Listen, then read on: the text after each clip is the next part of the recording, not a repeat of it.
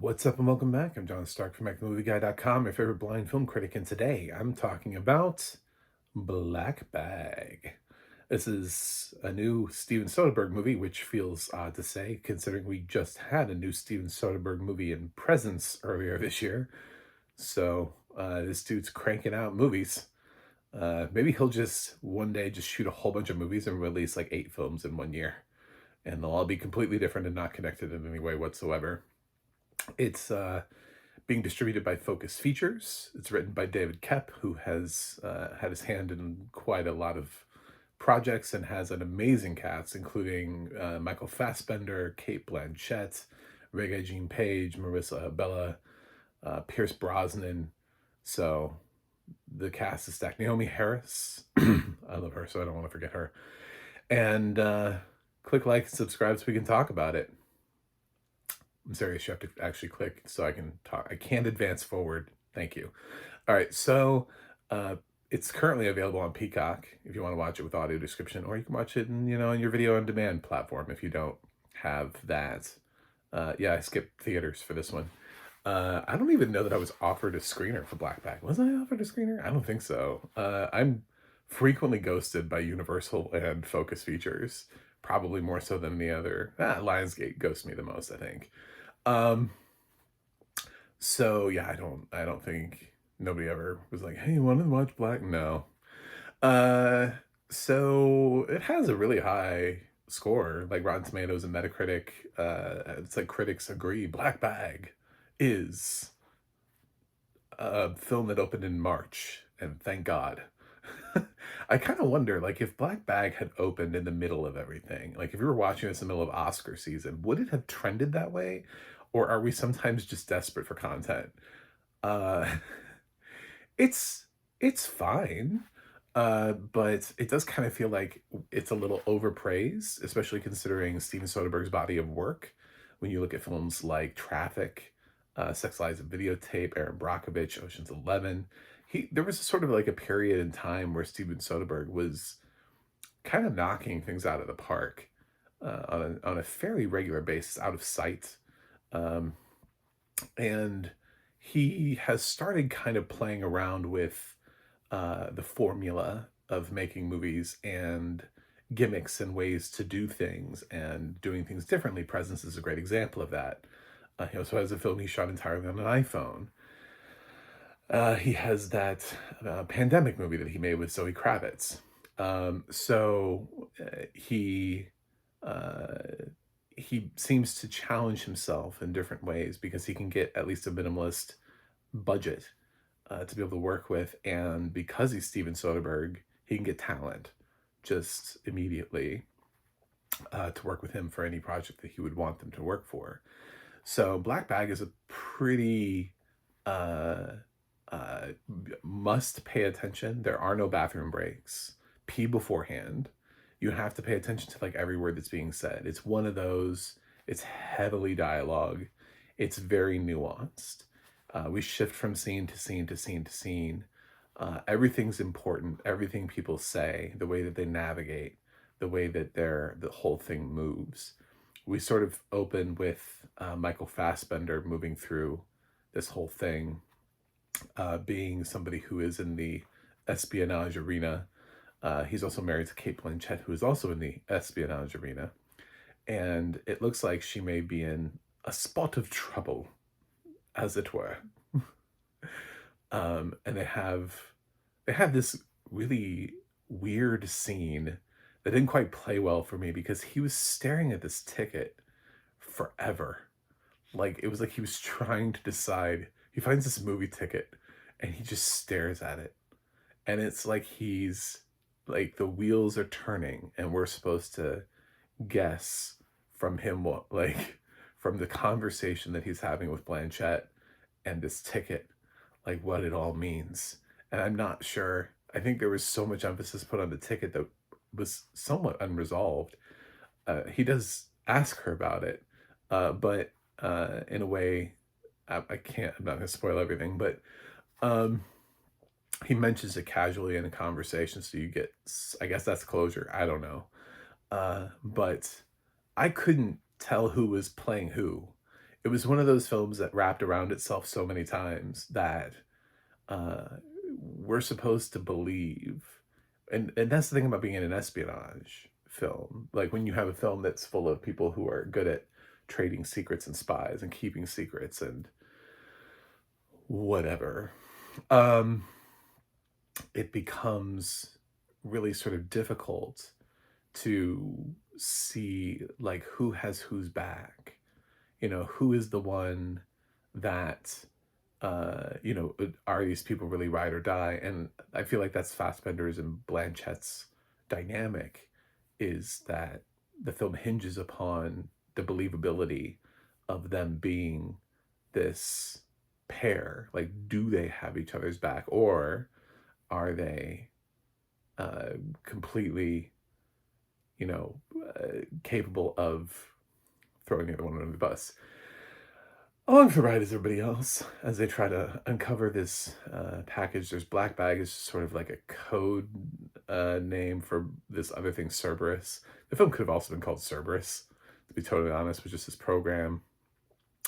Let's face it, we just have these, um, you know, things that are just thrown into movies that all kind of feel the same. Like Mission Impossible has them, and we just kind of move through it. Everybody's trying to protect some sort of weird new AI device or computer program or software or code, or, that can do something. It can do something terrible. And they all kind of do the same thing. So that's kind of what Cerberus is. Cerberus is kind of that thing that you've already seen in like 10 different movies. So, but it's been developed here and it might fall into wrong hands. And maybe somebody on the inside is doing the wrong thing. And Fassbender and Blanchett have to navigate through this. And so there's a little bit of the who's bad, who's good, how is this all going to resolve? And that's the twisty nature of Black Bag. I think Soderbergh has definitely directed better films before, but there's this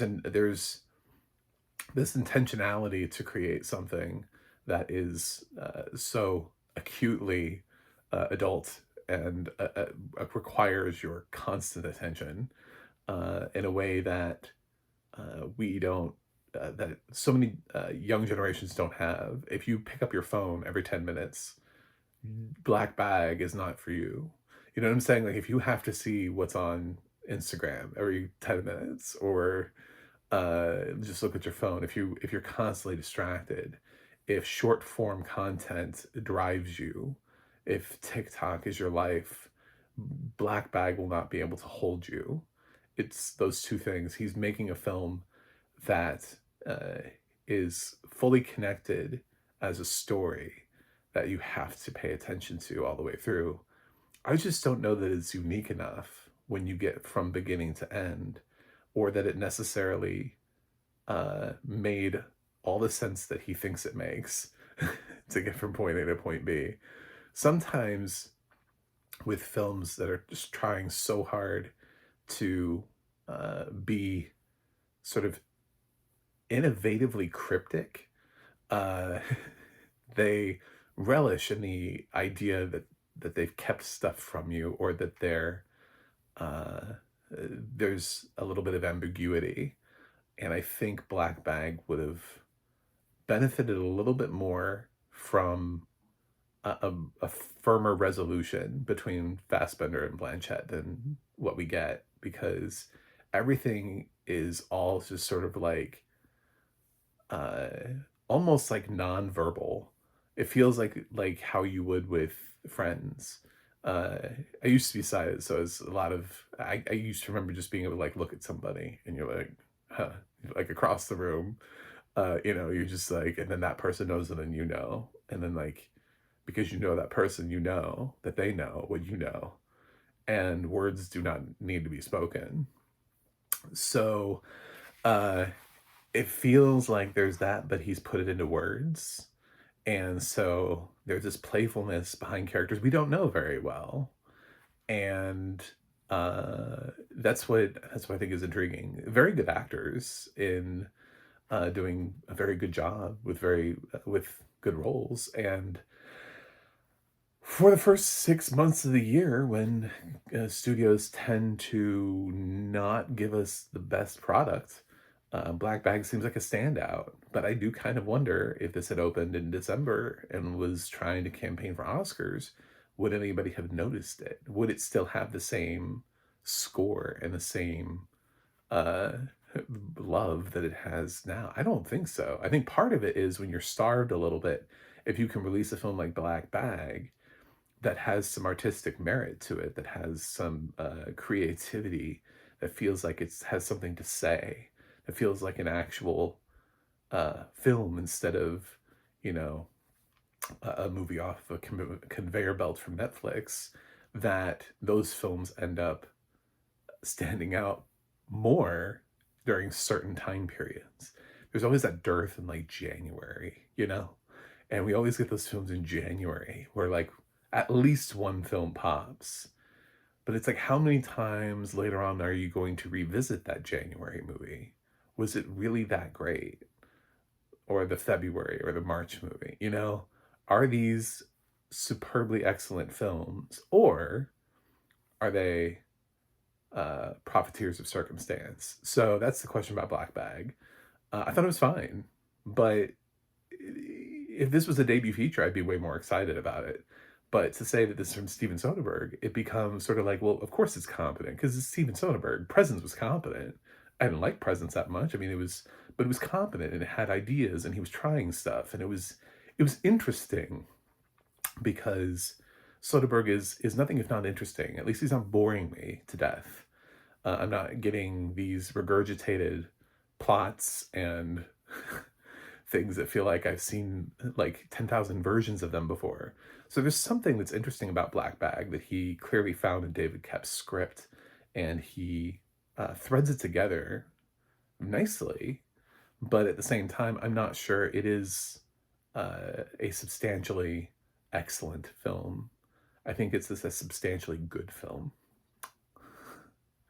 So the audio description is fine. There's not going to be a whole lot of wonderful time to describe all of the different sets, the couple locations that they're in. They really don't change locations very much, but it focuses on key plot elements, like things that you would need to know visually that we wouldn't know without audio description that help advance the plot, which are very important in an espionage thriller. So it does everything that it's supposed to do, but no, it's not like the room is with a green wallpaper and the floor is and there's a dim light and on the wall there's a picture of. No, it doesn't have any time to do that because there's dialogue is driving this 100%. So in the little beach, you'll have somebody who looks at something that's important or who pulls something out of their pocket that's important, you know, and it finds those beats quite nicely. And it feels like everything in the audio description is absolutely necessary. And so trying to watch Black Bag without audio description, there are times where there's something that's suggested, like without giving any context. I'll say there's a time when like a gun is pulled out, but nothing happens with the gun. It gets put away. So, uh, so in that you would not know because he doesn't fire it. You know what I'm saying? Like nothing happens with the gun, but it's there for the audience to see the possibility in that moment and to ratchet the tension a little bit more of the what's about to happen, you know, what choice is about to be made. So from the blind perspective, had we not had the audio description, things like that would have been totally missed. um Black Bag, I think it's fine. I just don't think it's great. I think it's definitely the better Steven Soderbergh movie of the year, but I'm kind of coming at this after many critics have already seen it, and it feels like there's a lot of praise around this, and people are like Black Bag is the best movie of 2020. I don't know. I don't know that it is. But then again, we're all different critics, and we all have different points of view, and that's that. So Black Bag just didn't strike my fancy quite the same way that everybody else is. But I think it's a good film. I just not sure that if we were in award season that people would have noticed. So, I'm gonna give Black Bag a B plus. I bet you didn't think it was gonna be that high, but it really is. I mean, when you take a cast like this and you put it together and you assemble it, it's like Avengers Assemble. When you put all of these really talented actors together, um, and a really talented director with a really talented screenwriter, it's pretty hard to mess that up. But there is sort of that, like, could there have been more? And I think the answer is yes. So, anyway, thanks for watching. Thanks for subscribing. I'll see you guys on the other side.